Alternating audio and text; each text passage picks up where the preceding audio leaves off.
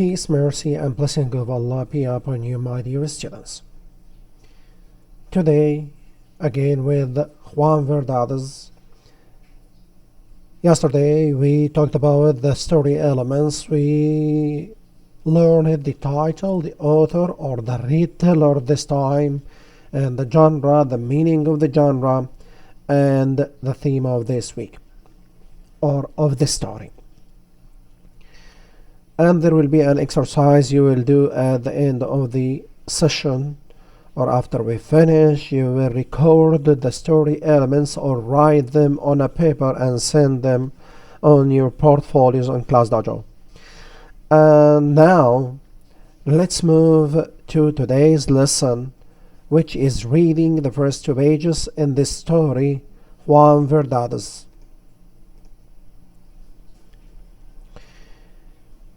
Try to listen to the story and understand the events of this story. Let's go. One late summer day, a group of wealthy rancheros was gathered on the village plaza, joking and laughing and discussing events on their ranches. So the setting is a late summer day, and there were a group of wealthy ranchers was gathered on the village plaza. Plaza is a very spacious place, joking and laughing and discussing events on their ranches. Let's see what's going to be. One of the men, whose name was Don Ignacio, had a fine apple tree on his land. The rancher called the apple tree El Manzano Real, the royal apple tree, and was extremely proud of it. It had been planted by his great-grandfather, and there was something about the soil it grew in and the way the afternoon sun struck it that made the apple tree flourish. So here we have the first character, who is Don Ignacio, and this man has an apple tree, which is royal apple tree. The name of the tree is El Manzano Real. Okay, let's go on. It gave sweeter and more flavorful fruit than any other tree in the country round about. Every rancher for miles around knew about El Manzano Real, and each year they all hoped Don Ignacio would give them a small basket of its sweet fruit. So this apple tree is the best in this country, and all the people hope that they can get only one small basket of the fruit, the sweet fruit of this apple tree. And so each of the ranchers asked Don Ignacio how the fruit of the apple tree was doing. To each one, Don Ignacio replied, "It's doing beautifully, amigo, beautifully. My foreman takes perfect care of the tree, and every evening he reports how the fruit is ripening." When Don Ignacio said this to his friend Don Arturo, the other man replied, "Do you mean to say, Don Ignacio, that you don't tend your magnificent tree yourself? How can you have such faith in your employee? Maybe he's not doing all he says he is. Maybe he's not telling you the truth." Don Ignacio wagged a finger at his friend. "Me capita." So here we met the second character, which is Don Arturo. Okay, and he is starting to talk with his friend Don Ignacio about the tree and who cares about this tree.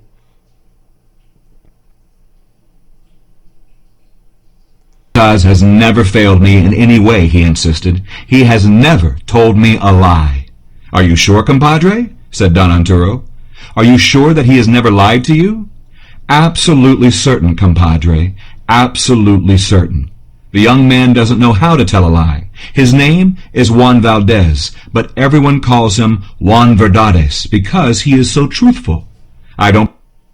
So the third character is the one who cares about this tree, and that Don Ignacio trusted him a lot, okay, because he couldn't tell a lie, or he didn't tell a lie. They trust him very much. And now Don Arturo will do something with Don Ignacio. Let's see what's. I don't believe it. There never was an employee who didn't lie to his boss. I'm sure I can make him tell you a lie. Never, replied the proud employer. The two friends went on arguing good-naturedly, but little by little they began to raise their voices and attract the attention of the other men on the plaza. So now what's happening? They are talking about, okay, that there is no employee, okay, who couldn't tell a lie to his boss. No, they should lie to their boss. And Don Ignacio said, no, okay, this one, no, he never told me a lie. And one by one, their voices start to attract the attention, to attract the people around us, around them on the plaza. Let's say,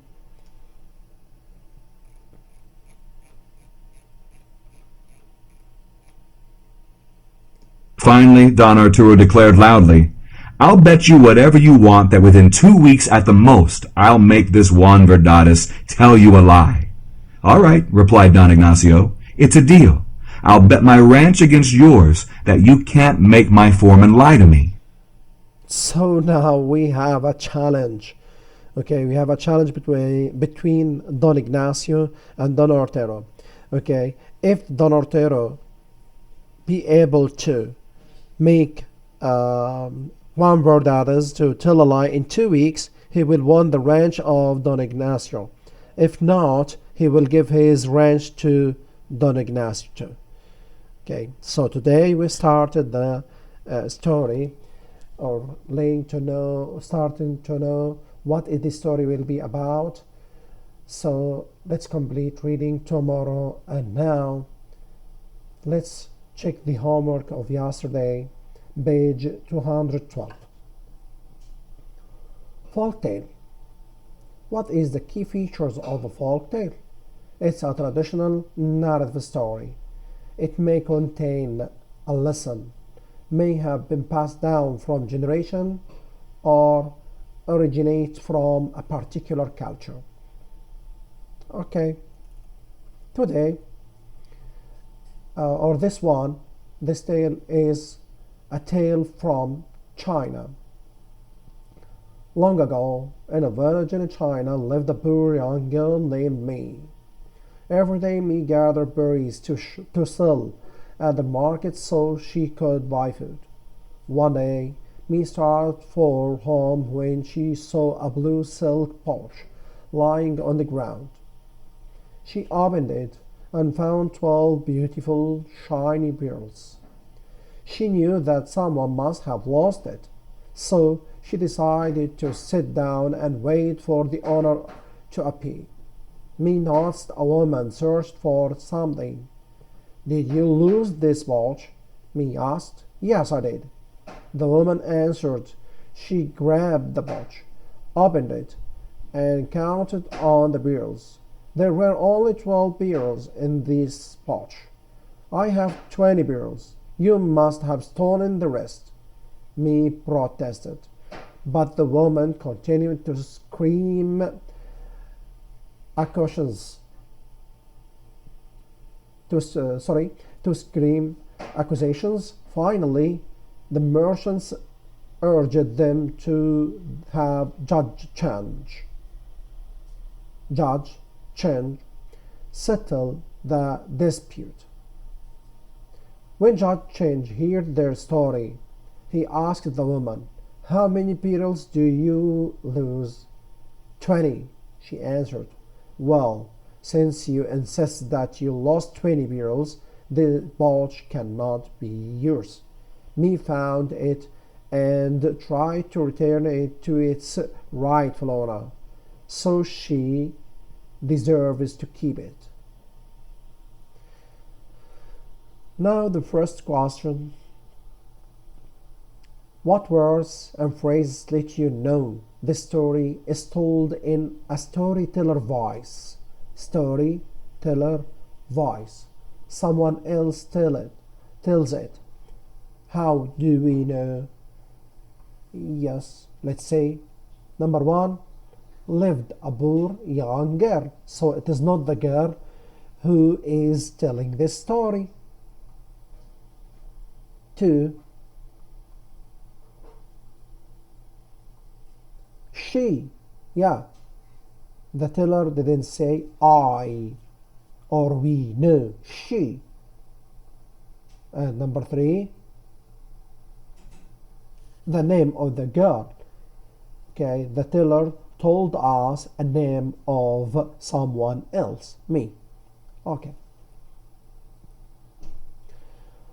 What do you think is the moral or the lesson of this tale?